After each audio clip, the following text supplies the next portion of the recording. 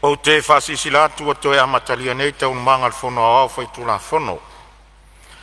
Manatu o mātu I whau ma ua mai a fōi uia le sai sao I le tau tenga salo I el pai o le Palemene mo le tātou mauta le malolonga. Whaftai le tua I ona manuia whasoa mai le aso ma le aso. O mawai se whasiringa malosi. Tango au iai lo tātou walawina. Malolo on sa. Malolo whato to le tātou mauta. E whatati ese tau manga mo le malolonga. O lo sau noa le fionga le minstao tina ma tamai tai a tina anu ma fioanga maanga fisotai. O te tāpā ma le whalolo lo fionga le minstao mo le whaua wina o lau sau noa.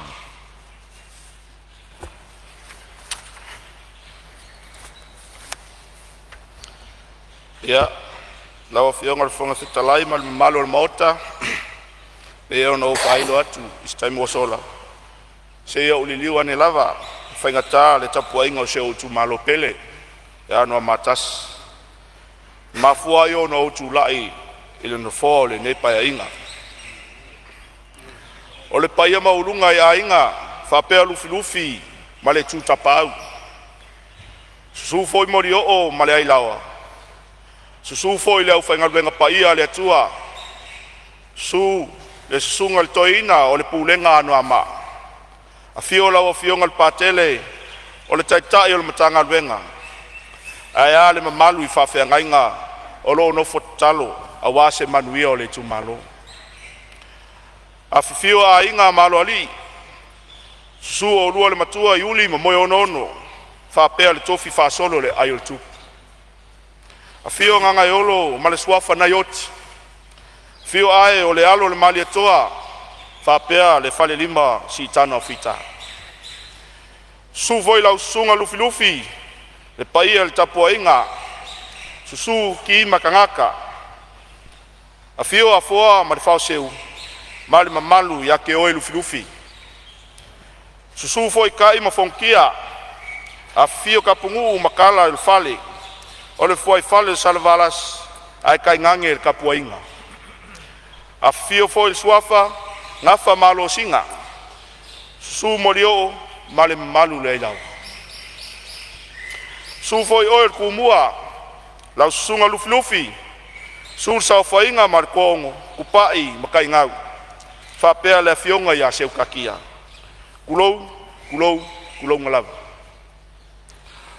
O le ngei fai kula, e fioma moli e kuai se whafkai kele. Ia fionga kamali I sa mako kausingi o whakas. Mai lo mako I kumaloa ngā makas. Lau a fionga mori o pio ke o filo, ua whamalo whai o whaiva.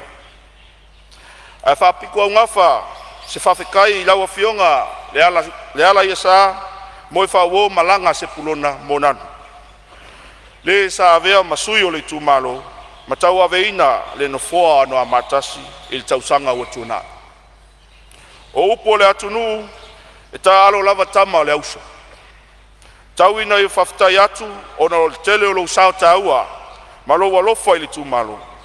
E tele fo I au ngā luenga le lei, sa whatino, ua tūmati ai lo tātou I tūmalo. Tau ina whamanuia le atua I lau a fionga ma le ainga. O te fia whaftai fo I na iau mātua pele, ta mai atu whalna I tafuna I whanueli, ma le tina ia eli inu le aso I loa whale o polu I lufi lufi. Whapea fo I le ta mai atu ia li o peti chenchek, ma le tinga ia sungalu o pea mai vasa tau ati chenchek. I siu senga.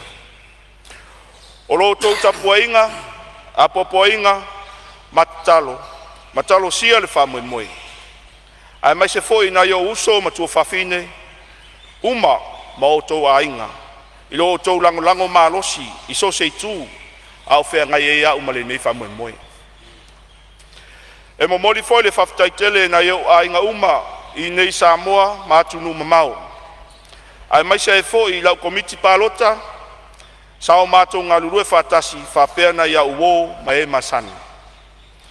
Matama whanau uma o sio mātou nu pele lufi lufi, I atunu mamau. Satu mailo o tau lango. Alofa, mafsosoani malosi maile nei wha moe moe. Whaftai tele lo o tō alofa moni i lo whatauwa. Whaftai whapitoa i le tinao le ainga. Masi au whanau pele. I lo o tō langlango malosi. Matatalo. Whamalosi au mai a te au taimi umu. O leo wa e malo ai le manuia le taumwhainga. O le upu moni e le whaingo fia tau finga. O le whaipule ua pale ai nei mo le 5 tausanga. A leo fo ua tofi le minister kapeneta leo ua whamanuia ai le nei pae inga. Na o le tatalo e le atua e sosoan mai i le vai ma le whatauwa. E tau ave ina ai i tātou tufinga. O le upu moni e le atoa o soutou mamalu se leo lo tau au na whatauwa. A tau ia i nou whape atu, o lo tau pule lea, ua o tali sapaia whatua elele. Whawhetai le whae ea, whamalo, le whatupu, ma le whatamari. E ala i le whainga whilwhilinga o le tātou tūmalo.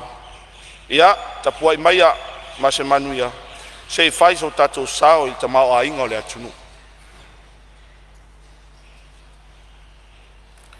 E mua lava ona o momoli le whaftai tele lau a fionga le minsta tupe. Lau a fionga le sui palmia. Tainane fo le pula sili o lau whainga luenga. Tanga luenga o tupe. Mo le tala whatau le tupe luafe, luafe luaona o folasia il mauta fono Samoa. Wa matango fia mea uma. Maua e whamauina le langolangoina malosi o le nei tu maloa no amatasi. Le tala le tupe o lo whatala noaina. E ai foi taofi, e tau na whailo nisho ngā ruenga tutele, mau au nanga e manau mia le nei tu maloa no amatas. Lau a fionga, e sui palemia le minstau ngā ruenga tutele, na e ati na e lava mo le nei tu malo, i a whapea o na whatino, o wā i a mausali ngā whatia ina ai o le a fio le suingo le tau. Na i o matou nu o lalo maunga mamanunu, se tana iane lau a fionga le minista i au wala lau papa. No mai tauina, a tele lava tawhenga, ua le mwhaina whasofuai. Ia nuu nei whamone mole lava. Ia, o nuu umol matou tu malo, ia e mo mia le whale leo au wala ngalue. Mo le silafia, ia wa tele o na ngalulue manu nofo ia whanua fo i tuiuta o le nei tu malo. Whale wha ma whale apuna i tan ngalu. Se sila nei ai lana o tele ona ai atu e le ngalu. Ia whanua matafa. Ona o le malo se ngalu. O lalo maunga fo i ma whale vau. O le tali vai i le vai tafe lea pe ono ta ua le amtanga. Se i tana i ange ai le matanga luenga. Ma lau fionga le minista. Sosoani vave. Wa wave fale tonu ia ele. Ia, lau fionga le minista so i fua maloloina. Se silane lau fionga le falma i o le mato i tu malo. O a fea e whatino ai le ngaluenga i le whatele ina o le falmai. Whapea le au nanga mofo mai. Minista o aonga, to silane. Whai aonga. Whapea le whatulanga ina lei o sila pasi o whanau a onga i vaenga mtaupu taua. E peo le matematika, whasaentisi, ma onga tautupe. A wā e nofo sila fia o le whanau o taua o le tomai. Tautupe e peo na sefe, ma le teu whawhainga winga o tupe. Ia, lau fionga le minista o whatuanga mwhainga whaiva, o se tu alalo i le tu malo. Ia sila ni poloketi, whai whatuanga, whaonga ai ni waila au. Po ati na e whai vai pui ai le siso manga. A wā ngā whatauli maina o nei puna o. Tā ua o si o tātou atunu. Ai maise o nisi nei o mawhai o na whasosoani mai ai e whawhai ngofi ai na whatinoina o ngā luenga i le nei vai tau. Ia lau a fionga le minista o tāka ta whao mai whafo. Ia se sisilane o da se tūlanga i mawhai ai o na whalelei ma whalau iloa mataanga o tangata ta whao mai whafo tūlisi. Moro tu malo. E pe e le afu i whadwha, le afu fo i so la ua i manunu, ia whapea foi le vai piula. O le tele o nisi o manaonga o le nei tumalo, e tal tonu o lo mawhai o na whatino ino e lalo poloketi, o lo lalo e lau wha malumalunga. Ao le avea le nei avanoa, e tau no utali atua i nisi o mtaupu na langa mai, e nisi o sui mamalu o le maota. Bol tato poloketi, mo fono whaavae, ia, whiololo lava nai, tu malo foi masui mamalu, na wha leo mai o sa rātou whautuanga. Molo tau silafia, o leo o whatino Fonotaga le komiti malamatanga luenga, ma le komiti ngā lulue. I le toi ilo lina o taiala, whausi eina o ne whainga whaavae lei, mo le whatino eina o le poloketi a wale manuia o le atunu. Leo fo wa iai le taofi, o le atau whatulanga ina ma sila tutoa al malo, i matafa ioi tau ave le matanga luenga. Ina ia mawhai o na Iese sosoani, mo se wha mama avenga, ono mai tau wina wa te lele, tafa ioi tau aveina le matanga luenga mo lumnai. Ia, o lea e manau mi ali tatu ngā lue whatas, whatino ina lei i lea tu, lafo mai lo tau whatutuanga. Le lango le nei aluenga, a wā le alu luma manuia o le tatu atunu. Le ngata i lea, o lo tape nei da fo initio reporti, o le proteti i le tolu tausanga o atunai. Ma o le atu ina atu i le makangu wenga o tupe, whapea le ofisa o suetus sili, mula la tau ilo longa. O le matanu wenga, o le mafuanga o nei susuenga, ma li poti o whatino ino. Ono mai tauina nisi o whawhitauli ma lui tau sa tulai mai le whatinonga o le proteti i tausanga o tunai. Ma o le alo lea, o whaia ele tula fono e maua na ioina, a o le ale alo, lava le tula fono, pe a maua ni ngai ioina, le tala whea ngai, pe soli tula fono le whatinoina le ne poloketi.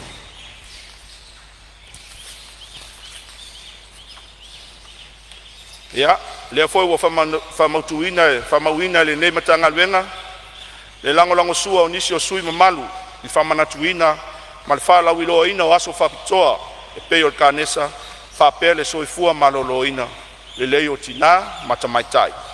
Tupulanga talavou, ma whanau laiti. O si oto tau atunu. Whamautuina atu le tau aveina le matanga luenga o tina, matamaitai, whatasi ai malana, fai paanga ma le matanga luenga o soifua malolo ina. Le fontalai o se mtaupu. Ia, se on sai me lava lau fiona minsta, se tuatu lava noile. Te teiri tuangat. Te whawsili atu i le fiona i minsta. Po o le atonu le teimi e whaasalau mai ai, whai unga, e whangasolonga o ngā luenga a komiti o le fono whawai. O lea e te oto ia mai ngā tupe ia na watu. Ia mai mo mea po leale tūlanga awa le iai ia whaipule fōwia whato a tofia nei. E te tau ona fono komiti whawai il tūlanga o se lenia na watu pe a whai o ieini me o te toe. E te tau lao na whailoa mai. Po a whea e whamautu ai le tūlanga lea no lea e nofo le malamalama a le fo i whalongo. E whapea o le a le to e te i fono i a whaipule. Se i lawe au mai i a whainga whawai ia. O nei li. E whalongolongo atu a whaipule lenga te o whaipule le tūne nei. A whaipule fo le nai tū. E leo se mere lei le matu whalongo. Ia, o leo maa atu lo finangalo. Maa atu lo finangalo lo fionga teitai le tuangai. Ia, o le maa tu sao whamaumaunga. Ia, le sao ngola ua fionga le vai, ma tonu lea. O leo ua manino atu. Tau fionga sa o iai le. Tala noa il paketi Lautele atoa. Le sao tala noa il whaongata tau tupe.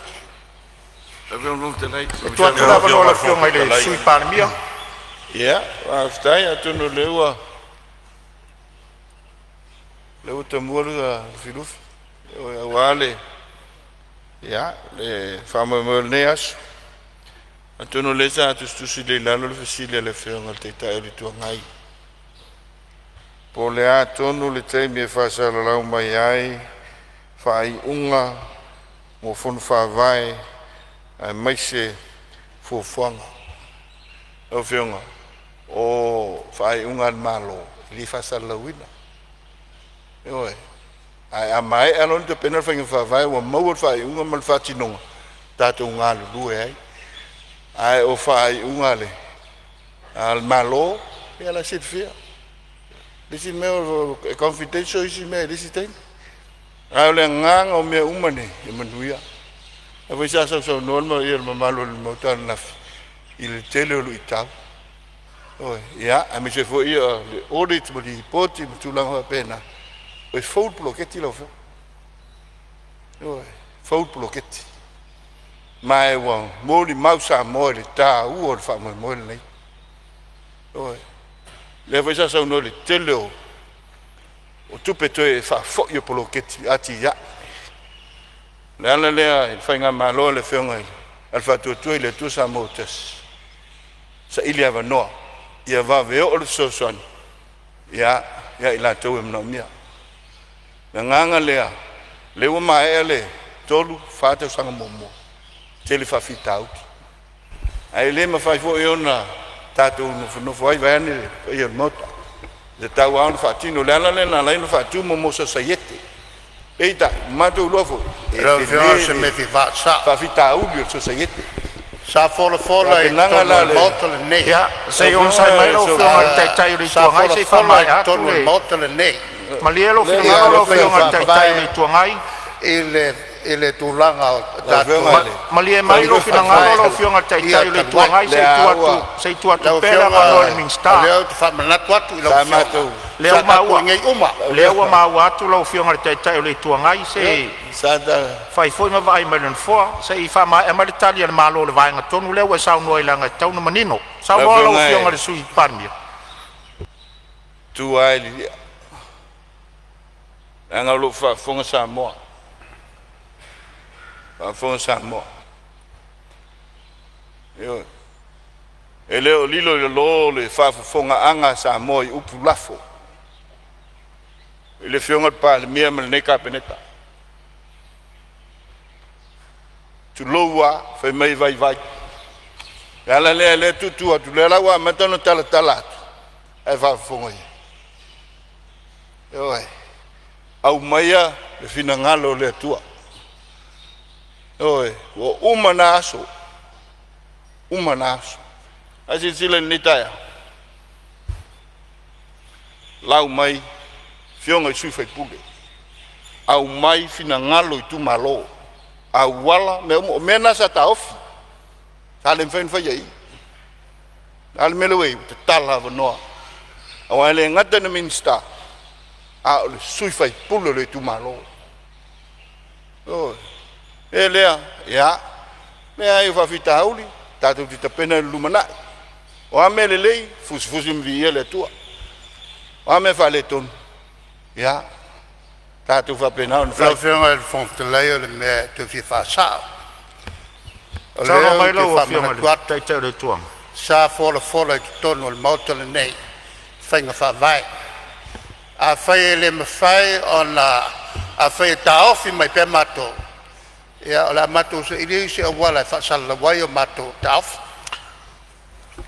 leo ma watu sa no mai lo fionga sui Palemene ya tele eu vou fa vai for el moto ni tele vai fa vai ili tasis vai fa vai tele au vem fa vai en vem suya ya ye fa le ton me aso tau to na filis vem fa vai lesa to auto el moto i venga me al malo me lo conflict of interest ya da te fai tete e o le vai ai le tasis se vem fa vai ai sili mo vem fa vai tu sia na ilo vem fa vai e fai fatto nunga ma lo si dan fa penato lo fenga mele ya munir sa no ngalo fenga ya le wa ma watu le vai nga le o fionga ron vetalai ma le mai lo fionga le ai o le sa no ngal minsta No, sa ta.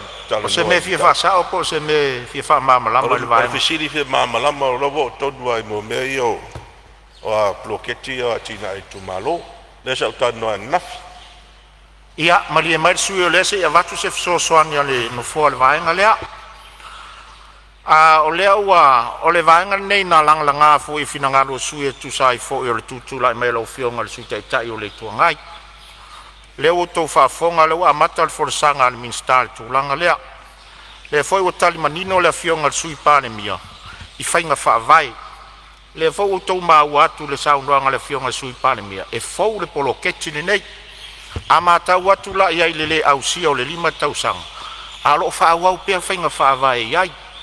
Ia o whainga whaavai lava la tōu ia. E mawhai au na iai le taimi e fisui iai. Ma toe teu pe a whapea o iai ni to atu ngā le polo keti. O le fina ngalo leo le fionga le sui pale mia ma le whainga malo fo I watu mai nei taimi. Ai mali e mai o tau fina ngalo I le vaenga tonu lea. Se I fola mai lava le atoanga I le fionga I le sui, I le minsta. E o le matanga luenga ma le polo keti lea. O le fisosa ni atu lea nufoa. I le tu lea. O fionga le. Family atua pa il mota. Ela no tutula yat. A faita wane aso.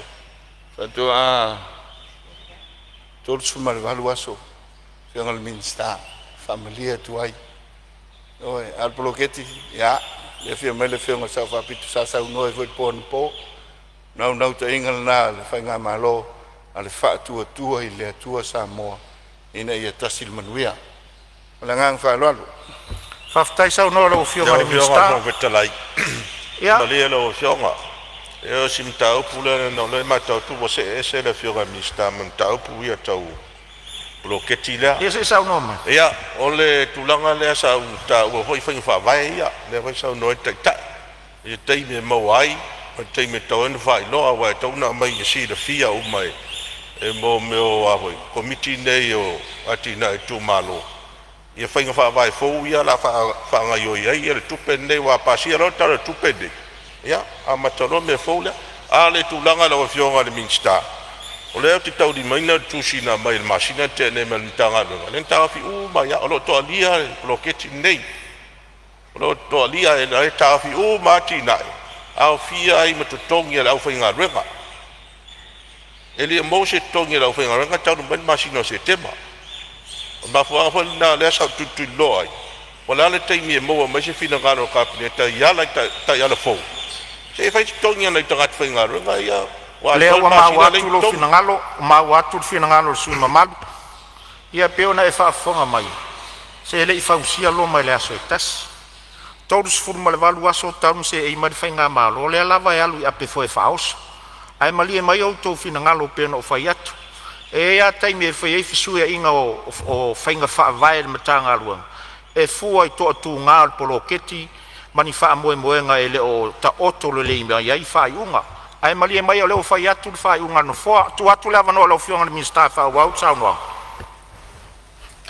Ia, whamaro whaftai, leo fionga le whong whetalai. Tau lawa ino upa e niso tūlanga o whai lo mai e niso sui. Le taitai o tua ngai whapena le sui taitai. Molo tau si la fia tua tau si fulvalu. Lau fionga le whong whetalai. Ia, mari e mai le fionga le minstalo e whau la vea whale atalua.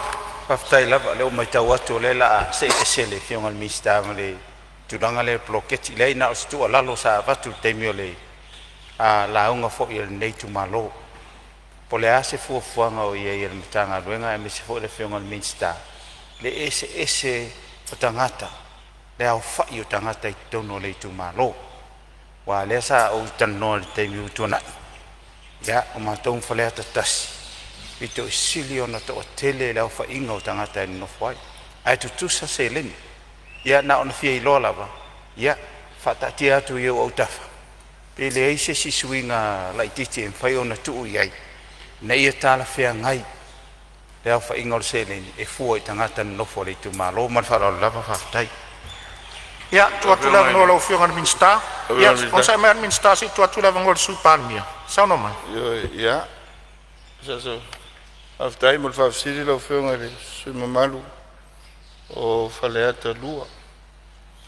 Lena sao no le fionga I le Minister fa to alua fono. To alua il va son nei. Ya, sa o fo ya ile. Fa to fala inga ile. Te penanga le na vetau. Tu la le tu la ya tu la fiong.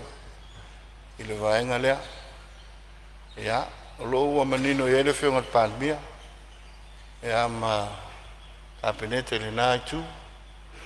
Ya ton se temi ona a wilili le. Ai ina nei alu tal talatu. Au le te leo le sese. E moni ai. Ya, ala nganga le pulo ke te le tina. Lo ye tina business. Tato nu ye pia. Tulang fa pena.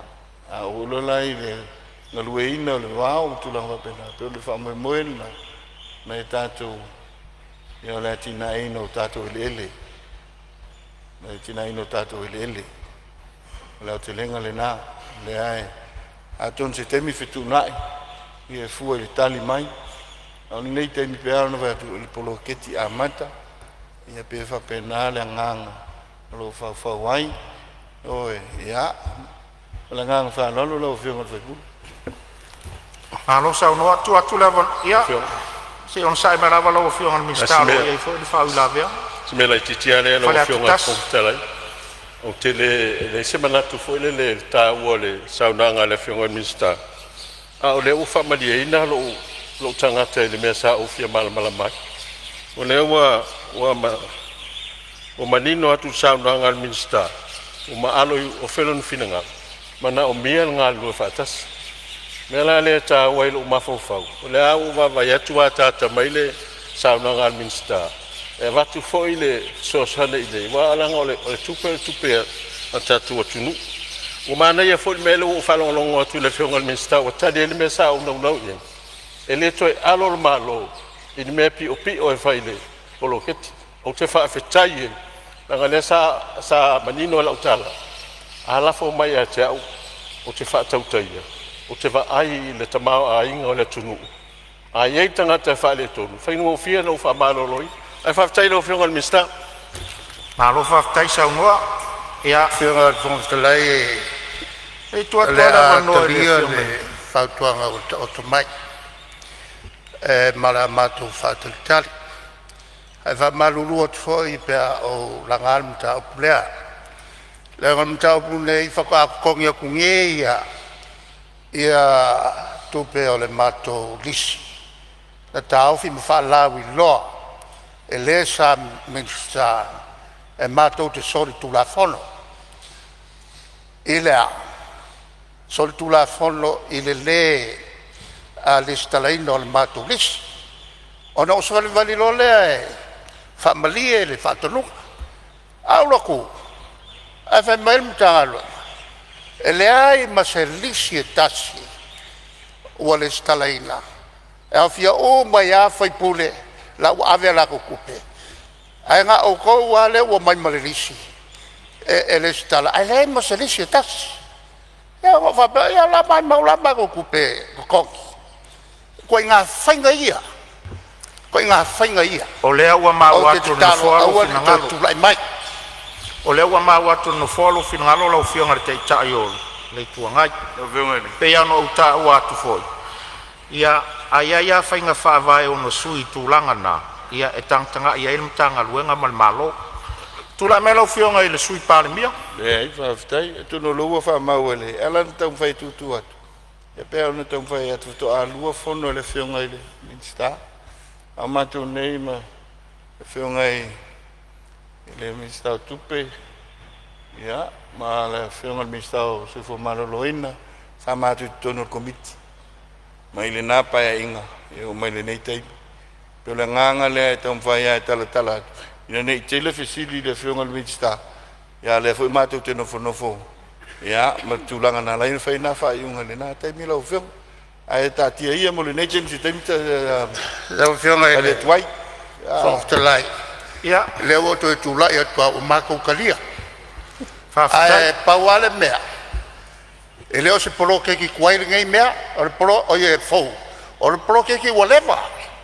Ai o le pa ole sui Palemene male mi ska kupe sa ia I te tonu mala le I mea matut fai tuai le wa mawatu lo finangalo se me ka walu se basinga kalangoa ala wa fionga fong tala le wa mawatu lo finangalo ta o to mai ai ele malo o le polokete fo ta to fa fonga mai fo ele uma le lima tausanga le o to fa wa mai le nei vaenga pe ano fa ia se le fa usia lo mai se aso tas ai mali le mai o to finangalo le fa ia tu fa unga tu langa le se I fa wa per sa unoanga ni minsta ia ona to mawale oni o to finangalo le taimi munmuri ai awale atungalo to finangalo tu no ai mai lo fionga ni minsta sa no na o fionga fong tala ia o lo ia le fa ula ver te tu la mai le su lo fa ula ver o faleo le familia ino le nganga ni taftal tala le fionga ni minsta e watangia ia tato tau de lei al tele au sulu e mawai fingota na tu watu yo taf wa le na la ngal mene o le ya tusa tu watu yo taf la fionga in minsta tu langa le wa ya tau business ona ol bloketi na tu na itu nei la itia na business na family ina bloketi ele family ina fale o loa o mato itu malo ia nan tu atu taf poleani fainga fa vai e me fai ona ia ina ma mawa e mato fale loa tua family anga mai bloketi nei wa mai ta wina la e titi ana I company te tele o lo maua family anga bloketi sam vai tu nei e an fa tu taimi fan o mau tale nei e a fu tuai fer faningo tatu tu e ala le ya tusa ya ulape mal tu la fono fa fa vai yo tu lalo na le tu malo e lo fongia ai le fa ya fono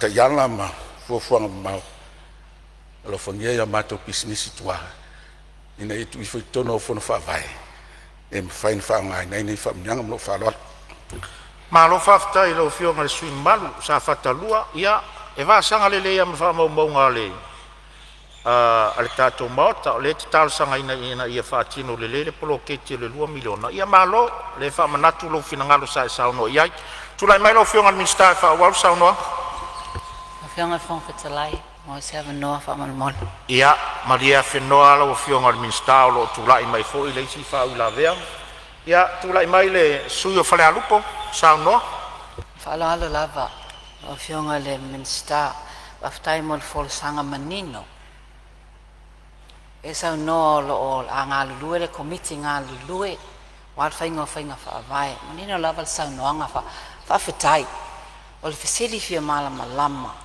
fa mato le ase time le tau te vai time frame e o atu Krismasi o yai ma fo angal nei e o ngalo lava mato nu o te vai rupeina sa no angal sui malu fale alupo mo le fa mau ngale official phone o le vai na e a fiel meta ngaluenga o le vai nga fo le tulo ala mot o le vai nga tau fa mai le breast cancer ale mau te le sa no le vai nga le tau poloketi fa manatu atu fo isui mamar ia sa no sa o vai nga na langa langa lo finangalo fa tau tanga luenga taitas o fa manatu atu le sui la na te le sa no le vai nga le poloketi tu sa fa mo mo fono ala nga fa lo o fionga ia tu lo lava fa manatu atu sa o tau talai il fainga ile fono fa vai ona o yela o fa o kunga o sa uni fa le alu pol mentonu la valea ai lo fa tali mai se finangalo minsta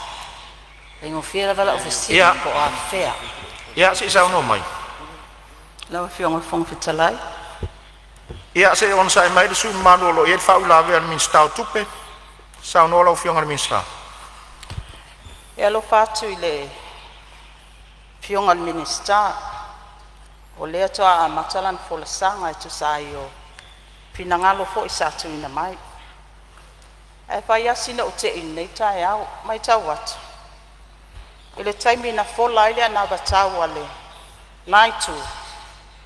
Sa tau le talia ina le atu ina ele nei o le miliona. A le wo vai atu. E to a ono le o tau le o tutu la i mai le atu ina ele nei.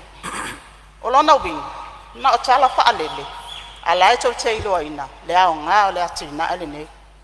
E o tūlanga nā wa o tūla i atu waila wa fionga le ponga petalai. Pe so soani i le ngā luenga. Ale fionga le minister. Fionga le ponga se me fi fasa. Ia, tūla mai lo fionga. O tō vaenga lea ua tūlai mai. Fatino me sa tō fola fola.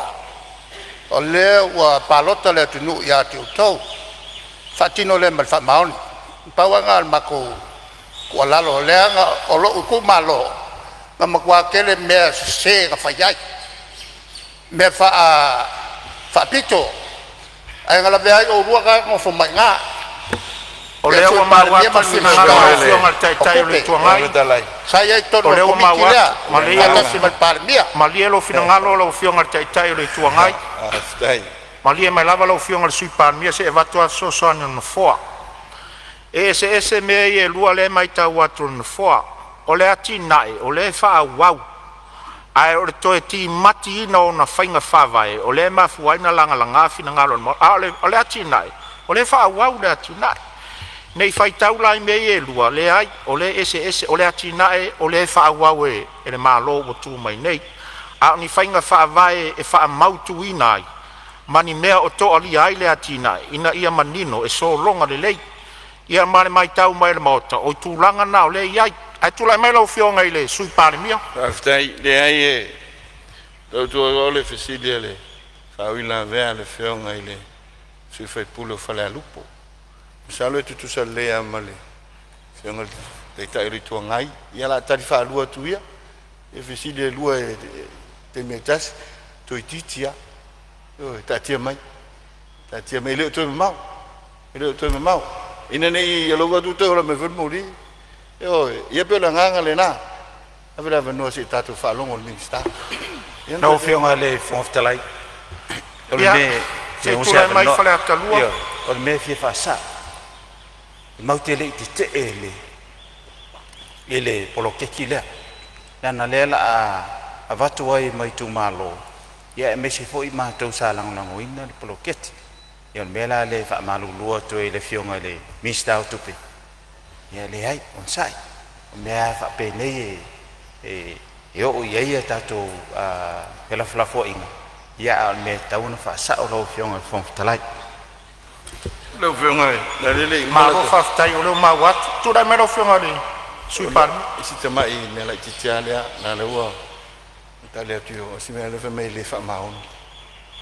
E ma tu fa maun. Ata tu tola no lo fa maun il fast food tau sa. Mede le umativa i Samoa. Fing fa mai, tatu si le fa mai. Si le ya onga. Le fa ua ruma sa tas. Le fongs tala. Le na la fionga, ma tu te le. El mede fa sa. Mal fa lo alo la fionga fongs tala. El mede fa sa. Me lo fionga si par me sei tu atu le. Ele i tu puli le va le matu taimi. Sa no le fionga. La pa o le mele sa matu fa tuai. Ole o tō kāpeneta ia avoid mayor conflict of interest. Maria mai rua fionga se matu sosoani no foa. Lo fionga tai o le tuangai. Ah, sul fondo. Oi, decida le fa lo no foa Samoa. Alicia. Mai le media fa u por motele nei. Tau no ngala fionga sa fa pito. Fai le mele nai me ainga. Oi, se la tai so tang. Al motele nei. Tau si mamalu lo ta kwa Samoa. Oi. Ese da an bona da lua malanganga. Pa vitai le tu le file mu. Le lafo maior conflict of interest. E non fa penato. Oi, o le maule nei fa vai le tu sia sa ta oto. Au ngā lue. O le uso malatali ele se conflict of interest. se fa maoni Mele te awaia. Uia tātou te whapena. Lau whoa, ia manatu na no whoa. O le mele la ngai tātou whoa. Wa ia manatu na whoa. O le whakupu wharavela me oe lea wa sui paramia. Ia. A ulanga kulo e kakakwa kwa umea. Malie maia. Malia e ki ngai ka lea. Malia whenoa maia lau finangalo lau whionga re taitai. Malia fo ilo finangalo sui paramia se ia watu so soani anu whoa. O finangalo uma e winga le poloketi lea lewa uma na watu so soani ale whongfitalai. Ana sei o tautua wanoa se i wha uma le la unga le minsta. E atangia ia na whainga whaavai ma te unga le mele. Lewa uma na watu so soani anu whoa. O le se e le poloketi o le fo ua toa e mai tono le tala le tupi. Ai o le te unga o whaavai ai le whainga o le poloketi nei. O le ma fuaina langa langa o tau finangalo pea na o whai atu. Ele fai ngofie langa e fau le poloketi. A o se poloketi wao ngā mo tamau a inga o lo tātou watunu. Pea no fai atu ele i fausia loma ele aso i tasi. Ana wha pea fo i e uma fo i le 5 tausanga. O tātou wa ai fo i le atala fo ia o le fisosoani mai le poloketi le tamau a inga o le tātou watunu. Ae mali lia o tau finangalo. O sisi sui usufono e whaalia sona finangalo le taimili nei ai le i mai al saunoanga le minsta. O la ufa mutaina. Se fa mai amal sa no ngal minsta I finga fa vai o le poloketi nei mal fa lo le tula mai lo fio ngal minsta fa wa sa no fa malo fa tai na fio ngal fo talai ona wa se pa ya le to fa lo mai le tulanga na pe na sa no ni so sui o le minsta tu valu aso o le matua e ngal ale poloketi wa 5 tausanga Molo tau sila fia, o lo ngal luel komiti, mal matanga luel ngal fatino inga o le fufuanga. Tau to mai tau fatu tuanga. O la lava se mea tasi ia il komiti, e fa ilo mai lava. E isi mea molo sila fia o tato maota, e ona sau noa le ministau tupe. Ia, wate ifo ile nei tai au, to iti a uma ona tau tutulai mai, ma fa ilo mai o to manatu. Ia, aile I pese lava sesi ile, 2 miliona lea I le taimi o whainga palota. Tau tanga I fo I le toa o manuia. O lo toa ma taptapua. A maua fo e o tau le toa ma le taptapua. E a maua manuia o wale a tunu. A leo na o tatou. Ia, na o se tali na tu watu a lafo mai le tau fatu tuanga. Ia, il komiti ma le malo. Ia, Mole mta upu lang sua nisho sui malu or fam natuina. Mal fala wilo ino aso faptoa pe kanesa. Fa pe ai fo se fu malo ina leo tinama tamaitai. Tupulanga talavo mo fa na laiti o shota to watunu. Fa mautu watu ai le tawa veina o mtanga wengo tinama tamaitai. Fa tasi ai malana paanga, fainga paanga. Mtanga wengo so fu malo ina. Ile ngal wenga fa la wilo mo kanesa. O se tasi o aso whapitoa, o lo tau ave ai le wha mua le malo, I lalo poloketi o aina manuia. Ia, se tasi whai mataupu un whao mai, ia, I lala I mataupu pe o na langa mo se isi, mo le iai o se fisota inga whaaloalo, ma le whatu mauina o amionga sao, le whatu sa ai o tātou ainga, maanga whaleanga mu. Le foi la ve pe le fama ma fol mtanga duenga I ai upu fai mal malu awa le tausia ino le filemu ala atu nga duenga fatino suyo tamaitai o nu ma suyo le malo ia mawale nga lu fatasi o fainga nu ile sola pulenga o le nei fafitau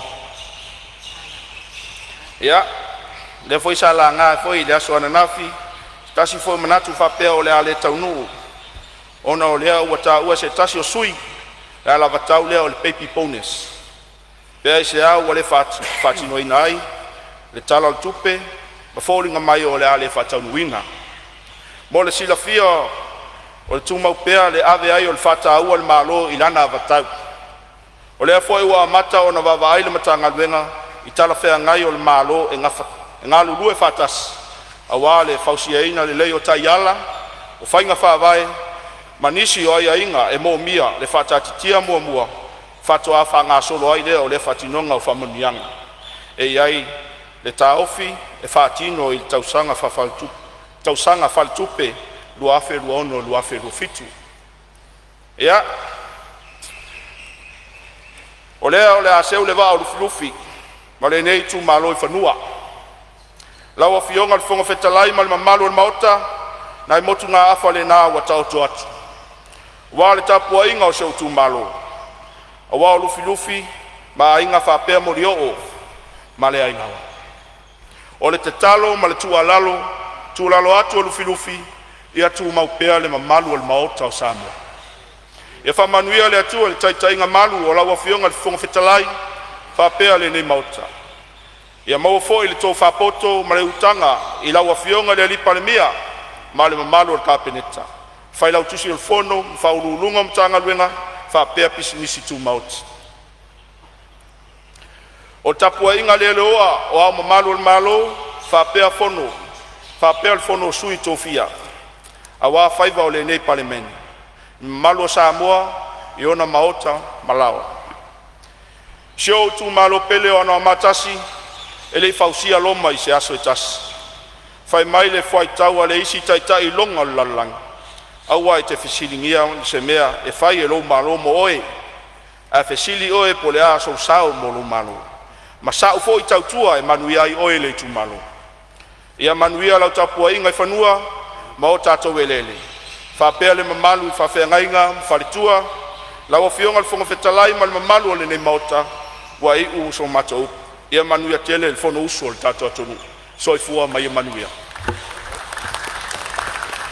momori atu whamalo ma le whaftai mfoa I lawa fionga I le minsta tu sai o tapinanga mai a foi wa e sao noa ia I le nei vaenga o le aso ia o longo I longo a longo whaavatu tu I le maota tu sai o lau sao noanga matanga o fie momori tele atu le whaftai whamanuia le atua I lau tausia o le mitanga luenga ia o loo avanoa se tasi o minsta tu sai fo I tali foi tau I vaenga sa la ngā I maota ma le nganga whaaloalo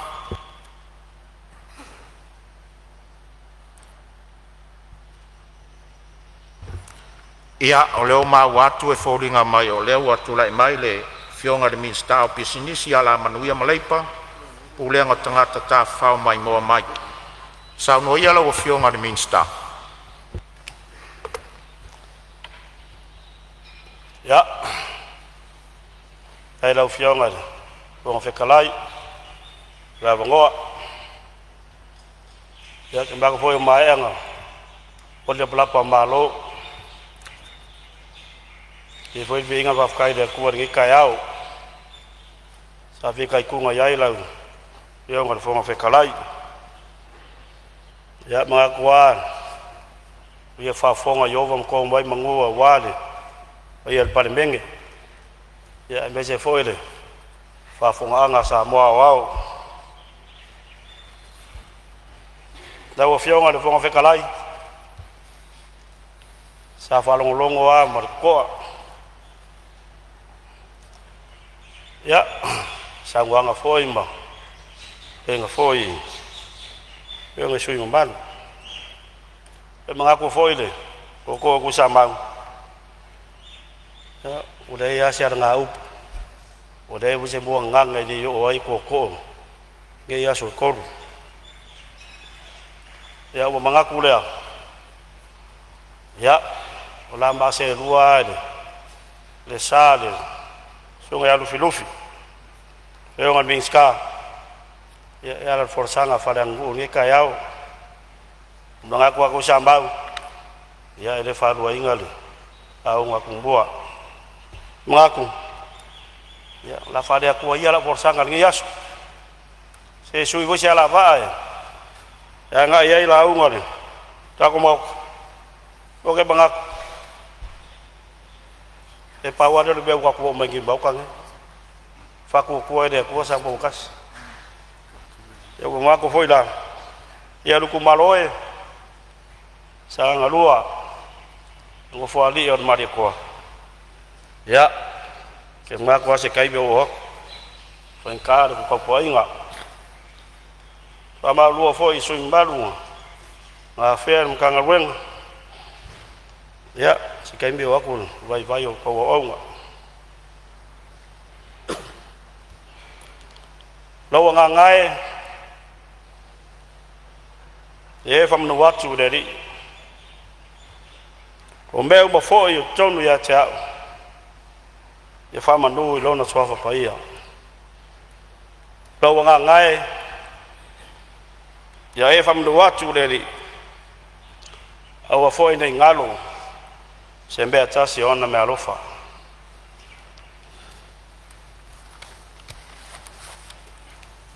lau feonga fonga betalai awanga mwai fa kai de ko lang pure fa so soa ya wa dia sa mbor ngi kai fo ya mese lang Palemene kai de ko yo malo simlava kai de ko do file mu le wa ngo file mu ai do Palemene ngi kai au ke manga kwa fo yang pedwi inga raf kai la fio ngolo wolo fa malo fa maung ya Samoa la fio ngal fo fe kalai kai au de ku e yar manga ko ku sa mau ya ngo fa de va suek sa ku ya ma ayo fingalo e mbayani kai au kalon le ala fa kanga Maliu ko kumbang malo Yesu Kristo ya ka ko lo go se fa ye nge kayao lo fio ka fon fe kalayo ke mboi fa kulo wa pa ia la fio kama sa ka le la bi fio ka kayo e ka de sia se sa bonge so ngai fa fa ngai nga apea o nga kofi ole kwa so se faka fai kaulanga Samoa ngai ma ku mau lo va fale de malu va fale kuruia ia mo ma fioanga roka kalo o fuka kalo de po mreao ngo de kwa ia wase mangwio Samoa ngai kayao medwa va kulo fo yo pa ia fale malo fio la fio ngala malo malo lau fio ngal kamainga lau fio ngal kuyaanga we me di fango wa de ko aso le vi lua ma lo masio fa kulo foi o fio ngal su yer fongo su kofia fio lau fio ngal ka pau fa singa lau su ngal ngofo lau su ngal ma de ko fio foi lau fio ngal kamainga lau fionga kuya kuwa kupoka msesefi malo masiofo fio foi lau fionga papa lau fionga laulu mapsonde malo fartua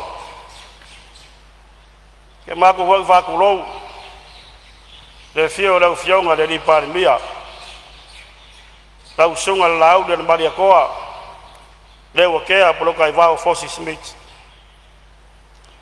eu ia ngale ngo foia mo ka bika ngi kaya ai mangaku wa ko de kapo pai mai awar fo uso Samoa kakalo ngi kumalo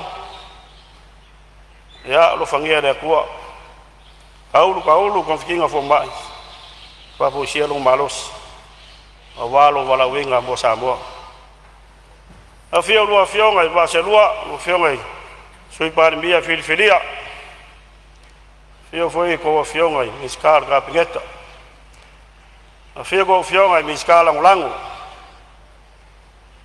yo pa ia le o le fa kong o war ka ko lo fenga malo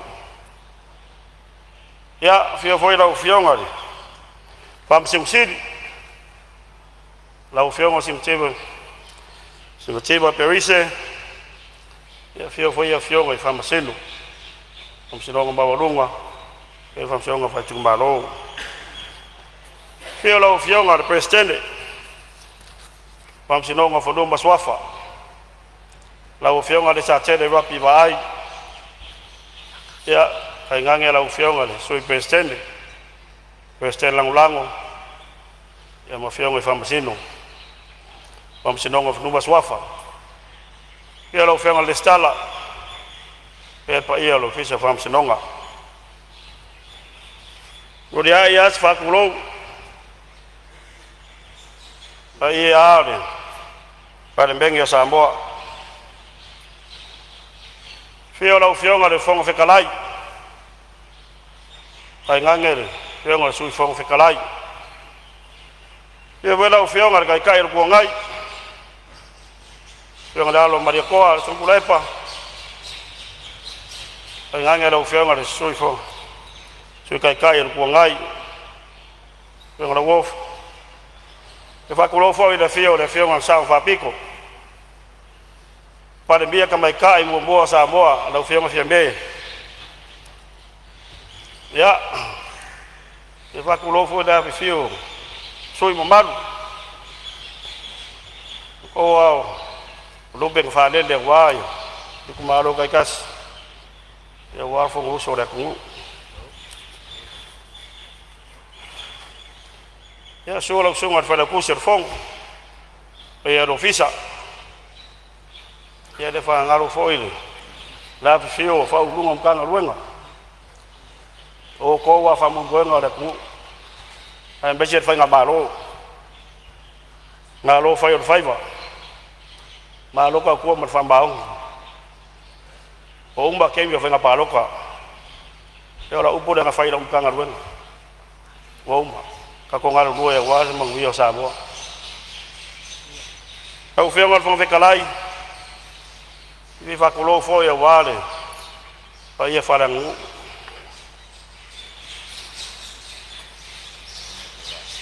fio ai ngokupu fio ai ngoe fio ai ngopapa ai ngang fai fa pa ia la vale wale fio kama malako ai nga foi malako kama kai ngange rusunga le usonga ko mo pule o leongo salafai e fakulo wa malai wi faku pola pui nga mula o mi kuilang la fikala nga sa fakula fai fakulo foi malai vai kuku pui la fikala nga sa laula ya o ya pule fa vai o pule makua fakulo foi malai fi ngau pola pui ya ri de ku la fikala nga la vea aku lo foi malai mke puau ora poi ala fikalai nga basingango faku lo foi malai for koi ora poi ala fikalai nga vai malai nga siaka faku lo foi malai vai loa ya tau se lau nga palau Paku lo foi pa ia ku wangei e malai mau nga buau sala por pui ar fikalanga luanga yo ar kumbua er malai nga fofua kau se songa lu filufi Paku lo foi pa ia pa fonki e do pra va kasi de kau so de fio vai pu kasi ada ba kau wai fonki mo fangolo ba lo ya ga le fio ora foi nga la kulo foi le kana kasi a Samoa la ai ngar kai por pui la kalainga o ki mau pau o fa ni bo bu fan mong ya mudia ya so fa kulo yen malai fa wa malo malai badian wa ko lau ora pui ya kalainga ko fiku ba bukan e kai ngange lo ko lo fa kam ba lolo pangange kula farm upu ya kioe usambau o ya lombo kumbua le fanga lo inga foia ko usamba ku sai ko da mangua fa ku lo fo yo pa ia fa kala le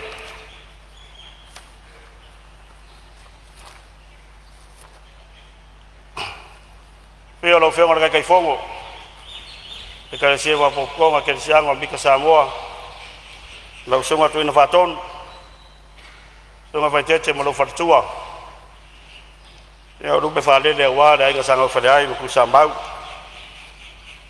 ka da ga fa vonga e punga mo ya fenga pa ko lo foi de pa ia de fenga malo ku le mangua fio lo fenga ko vansidi lukenga ko vanga fio lo fenga presidente sengaki pe veda o fionga de fon vekalai ya mo suyo lo fongo pa ia la wale wale a fio fale ang fulu ba ngo fo ma pu so lo vai fangua fo mai kulang iko a wala kawa sa aule msale ngua ela gi usa lua a fio fa ku yermok la kai ko ko fa de ulo ya bo ko mo kede o te vai rupeina sa noanga matanga o fia le fionga minsta ya o ar sa noanga foi tu po tausi a maisele tatu watunu a taluai ya o tatu to ai tau nu mai si u tatu ngaluenga le nei as le to e tau fa iloina il pai o Palemene o aso falaile o aso Fonotaga e mana val tatu ngaluenga le tula sfulu ma le lua le tu tonu le la o le to tele o tatu mota o fianga Fonotaga mo se vano ia o le asem ta upu ia Faftairo fianga Fonotaga mo le vanoa le ua kako yeri si uyor kako ngaluenga nge yaso ya arfai ungo fo nge va yaso afkaile lo fo le kua aba fo fa ka ukaingo la bo fianga fono ya wa fo le fenga ya yor kako Palemene mo nge yaso fongo kon ai fo ile sunga fa la tusi male si fa la tusi male official fon ya wa fo ile ko ko ingo fongo uso Samoa ya mo nge ko waso kan wa yo ngore pole asaro du mga ngei ya la afenga ya no fanga o ka ko ku o Samoa ya marka longa ma balokonga ya Australia la kapili ke de ngaka fe ku Samoa ya fa pe fo de ko Samoa la le fa yo ya ku no fenga fon futalai ya o masuye ka ku malo ya ku ka fo de fenga de sui parmia ya wa fo se fa le o ingos fa manganga ka ku malo ya awa foi la roako le kama fanga wala ku ya awa foi fanga kama pola sa ola la leo le kula ya ku mal falo alo o fika ule nei ya mare suyer ka ko Palemene pe afina ngalo ye lo fion o ia faftai lo fion male mi sta ta lo ngama anga ol tie ino tangata ia faftai malo mo fa manuanga ia tatu ta sia ya lo atu ta ma fa na wala tu nu mo le fa mo mo e si meu finangalo elo fionga minsta le ai ole le fa kurfa le fa yo ya ko fo o ia ina fa mai ya faftai ya mo alo ma fanga o Samoa o lupe lava nga fa ia mai le fui ya awa foi le o singa ka ulanga Samoa wa kulanga fa anga kam ele nga ka fe ku Samoa o alo fanga ko mai ka ya ai fa pe fo ile ko Samoa ya wale ku waiori ave ele deu e fai ma ko faka mo bodio ma le denga fo le de fionga le malo ka ko malo mal masiofo a me se fo yo le pa io Samoa foi le fionga fo strai mal pa io Palemene fionga Palemene male malo ngai mo fa le wai le fa manganga le kako wa foi lo ko wano aku mo fa anga kama i le po de asaro lu manga ngai o fangia le ko ya po riuri o ko king ya mala malama o ko mak ma ya ka fe koko ko wala la mako faya le favor fe po la mako kapo yaku ele enen fangua por fala maulu munla au ko walo aku fa anga kama ele faingo fie o le mako kalo yo ko kuku mau ile kuwa o lo fa vai ai Samoa a walo ko sau yaku mor ka wingor kawa ia i le po le asalo ro mangai ngai le mako kakalo ia ro fangia le kua mawalo ko malos yo ko ka alo fia ka po yaku ka ku wakumu ia ro fangia le kua me ia famanguia le kua a walo ko walo aku mor faanga kama ia i le po le asalo ro mangai ngai ia ia ro fangia fo ia pa ia ka ku wakumu ka ko wo le lok ia mo ka ko wanga ide mor ka po ingor ka ko au ia soifua mai manguia aftai malo faftai sa no lo fionga de mista e fito tonu foi mista ta longa ia mai se o alanga o e fafiai lo tatu watunu ia manatu no fo o e tau tu lava i lauta leni sa ia ias o le totele o le tatu maota e malanga sa la faiva pe foi nu tua ma tapinanga mo le asa o te wha malulu atu ai wha ngasulonga o saunoanga tari foi tau o le tatu malo tatu sa iri malos tau siri nava yaso e toi wha awawai e fia moli atu le whaftai pa ia o le Palemene i le tau mawhainga o le tatu ngā ruenga le ngata le nā aso ia e le i whaingo fia foi taimi mtau rumanga i le nei va yaso e la ngona lava le fia i le mātau le sangi fia mai o le tātou Palemene le nei vai aso ua toa fi maarie toa fi le mu foi le tātou ngā luenga ona o lo o tou fina ngalo whatupu whaftai le tō whama le utanga whale tua o lo wha wai pea le tau singa o le tau aloa si o tātou Palemene malo le onsai malo le usfono whaftai lo o tou lava papale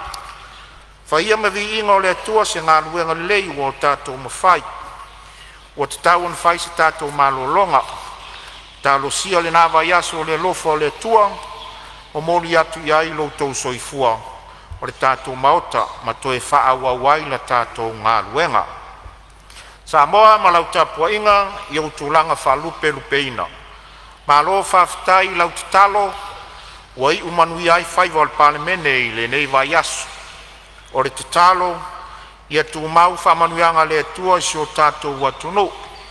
Manuia tele lava singa o tutoe o le nei aso. E momoli atu foi il whaftai li sau whainga whaururunga matanga luenga ma whaalapo tonga tu maoti o lo tātou malo. Whaftai ta puat. Whaftai mo au aunanga uma sa lango ma iai ta wanumanga le Palemene le nei vai aso. Alo whangia le tua lo utou wala wina. Ai mai se toenga o whiau mga ruenga o le nei aso.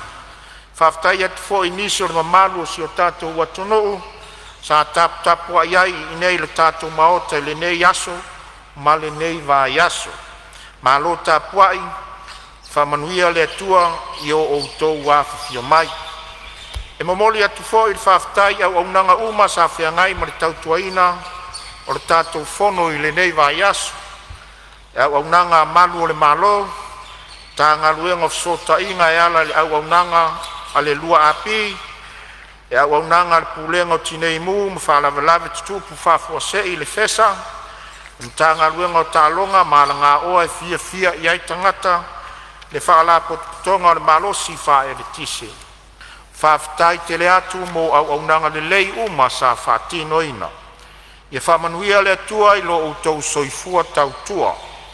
A tātou te lei toropo, te talo sangatu, lau fionga suus fono, mo sa lenga lua, sei e saunia se te talo e whai wai la tātou fono. Kei o tātou te talo. Lo mātou te mai, le atua e au le pule malawa. E tasi lau fionga e tolu pensiona o lau suafa. Tama le alo male anganga paia. Wasiri ofe nei le seunga. Wae le whaatau tainga ma le whaatama soaringa. Paia o lau Palemene i le nei aso. Mātou te momori le nganga le whaatai lau fionga. Whamaro tausi. Whamalo fesoasoani. Whamalo le tualalo. Wai uai whamoemoenga o le Palemene o le nei vaiaso. Le ai se malosi o le fili. Na te whaato I lalo lau mamalu ma lau sirisiri ese. A wao le tua e paia lava lau o fionga. Whamangalo le Palemene. I o mātou whale tonu. Sa mātou au nanga. Ma se mea wasasi I lau whaapuanga. Whamangalo le Palemene Samoa. Ai maise o le laro langi. O le a mātou tuua. Pai o se malolonga. Le a mātou ta ape o mātou I tu malo ma le oso. Wa e whātu muria ai de sā. A o alo whaiva le ai ngā tautai. A wā se manuia o Samoa. Tai au mare ngā. Tātou ma oi whamoemoenga. Turi roi nei mātou le mamalu o lau fio. Tini tau nui tu malo mafio anga. Di ia lo suafa. Mai atu mau yo mātou runga malava. Le manuia o ele tu te male alo male nganga pa ia. Nei maso mai whaababau lava. Ameni. Whaftai te le atu sa le ngalua, whamanuia le atua e laua fionga. O te whasisi la atu wa tolopone tau na manga fono au whai tu la fono, se iau lia le aso ngafua aso luas funmalifitu Oketopa luafe luas funmalilima. Ile tu la iwa tonu sfulu ili tai au.